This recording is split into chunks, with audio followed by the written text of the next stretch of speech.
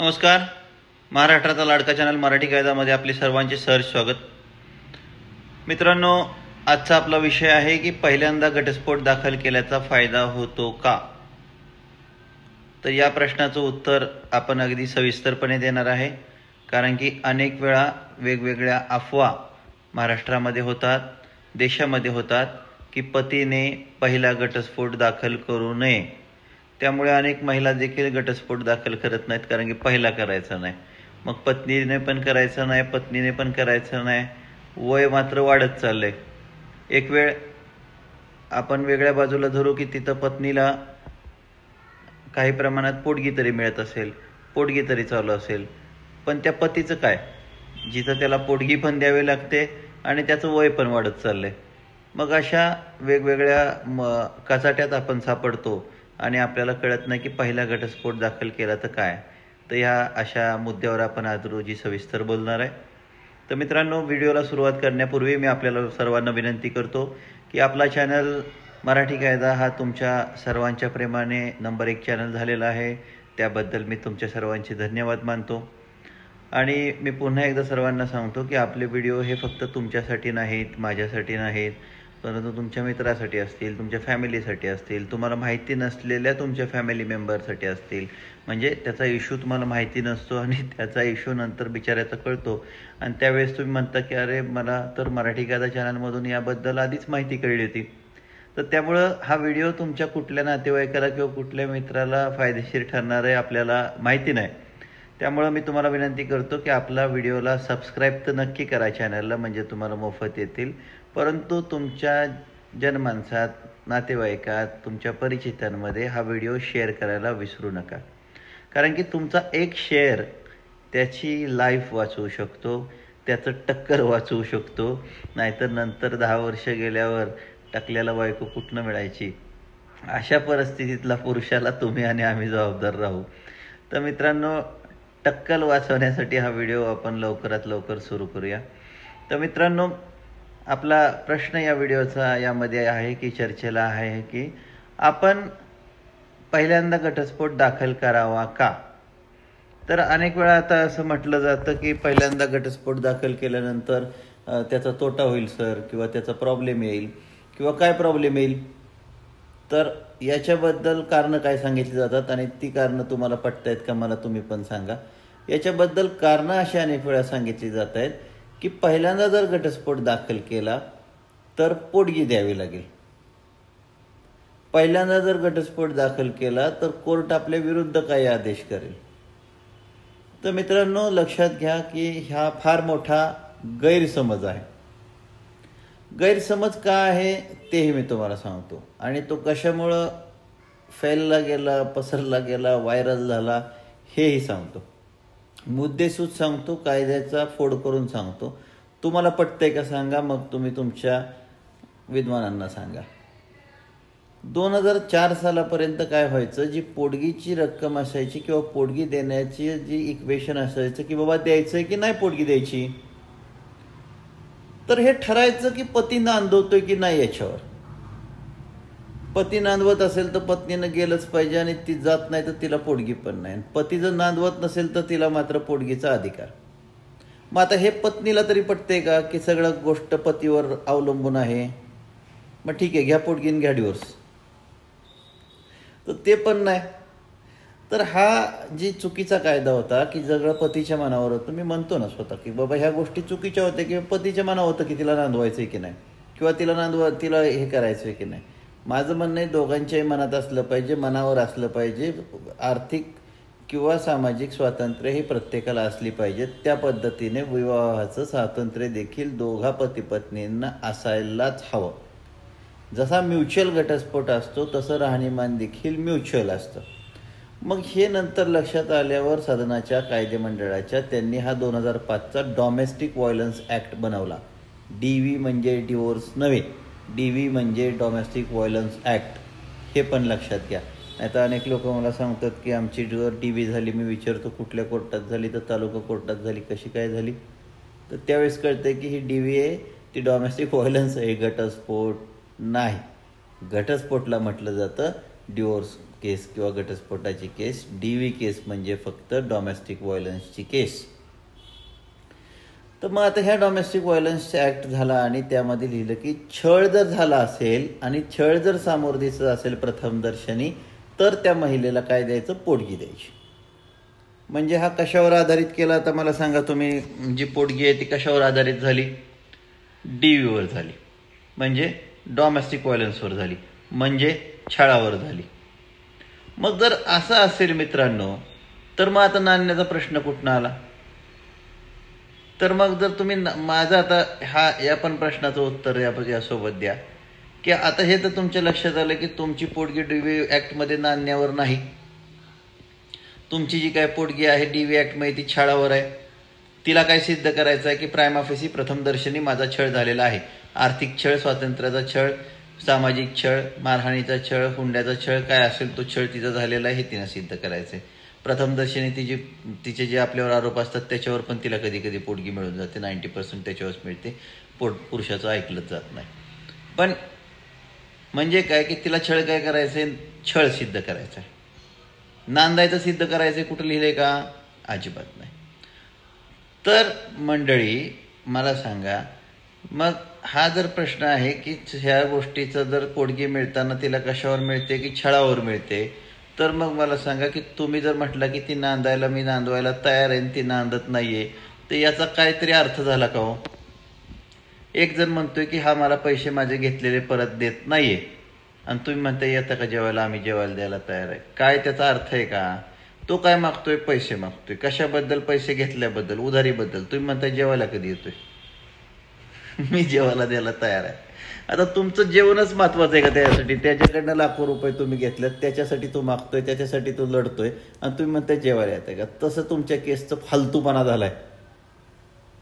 तुमच्या केसच्या उत्तरात तुमच्याकडनं मित्रांनो फालतूपणा झालाय की मी नांदवायला तयार आहे आणि मग तिला घटस्फोट देऊ नका, मग तिला पोटगी देऊ नका, मग तिला हे देऊ नका, मग तिला ते देऊ नका.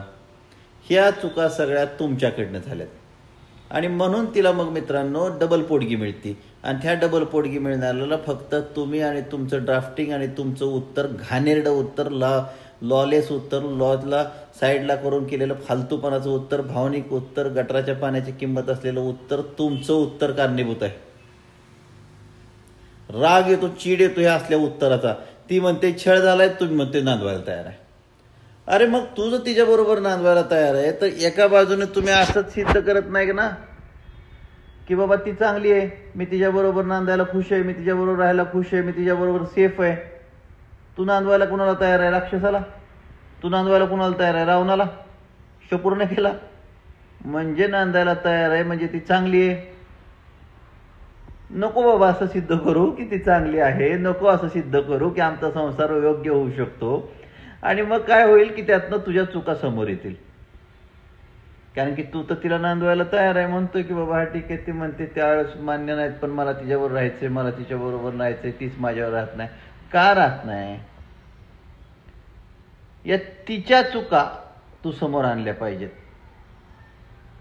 तुझा काय छळ झालाय, ती राहत नाही म्हणजे ती चुकीची आहे, म्हणजे तुझ्यावर छळ झालाय. मग तुझ्यावर काय छळ झालाय हे पती देवता तू सिद्ध कर, ना की हे सिद्ध करायचं तुला डोमेस्टिक व्हायलन्समध्ये की नांदण्याबद्दल. एकतर्फा सगळ्यांना लक्षात घ्या. आता आपण या उत्तरावर येऊ, आपल्या मेन उत्तरावर येऊ की पहिल्यांदा घटस्फोट दाखल करायचा का नाही.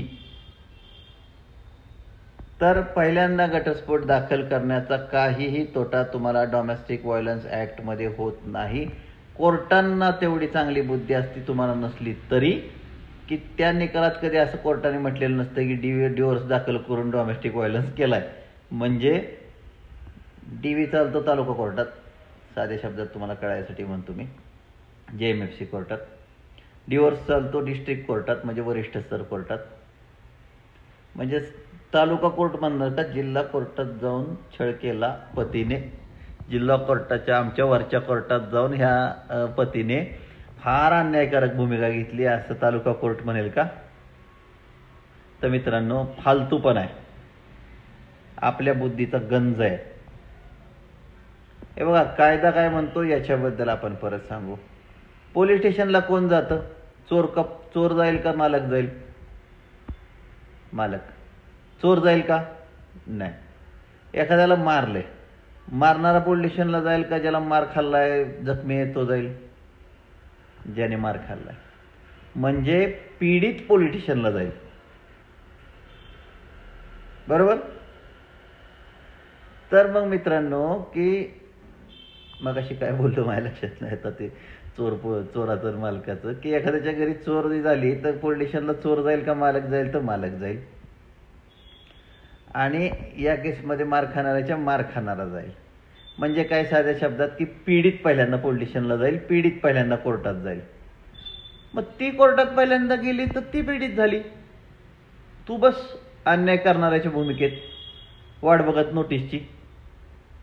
काय काय बहादूर तर एवढे हुशार आहेत, थोडी हुशारी करतात, इंटरनेटवर चेक करत बसतात, ॲपवर चेक करत बसतात केस झाली का, आणि समन्स यायची वाट बघतात त्या केसची. कशासाठी वाट बघायची? भैया तिने काय काय आरोप केले ते तुमच्या वकिलांकडून काढून घ्या हजर व्हायच्या आधीच, आणि हजर व्हायच्या आत घटस्फोटचं गिफ्ट पाठवा. बरं, तुमच्या घटस्फोटचं तिला पोचत नाहीये, त्या केसमध्ये जाऊन माहिती द्या की असं असं आहे, मी दाखल केलंय, तिकडं पण तू हजर हो, मी इकडं हजर झालोय. तर अशा वेगवेगळ्या गोष्टी तुम्ही करू शकता.